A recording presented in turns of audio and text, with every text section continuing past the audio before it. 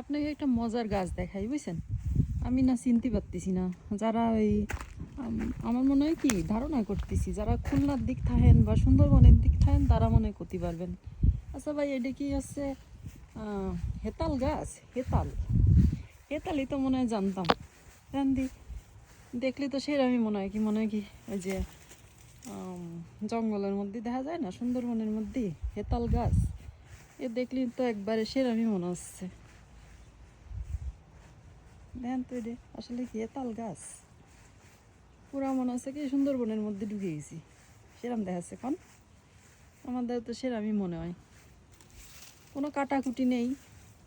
ওই দেখতে ছোট ছোট খেজুর গাছের মতো, কিন্তু এটা কিন্তু খেজুর গাছ না। ওই যে সুন্দরবনে থাকে না হেতাল গাছ, সেরম লাগতেছে দেখতে।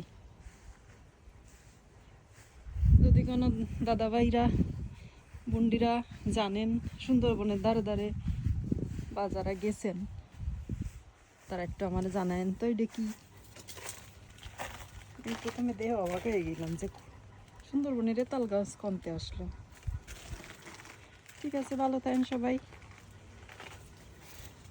সুস্থ থাকেন, ভালো থাকেন, ফলো করেন, সাথে থাকেন। বাই।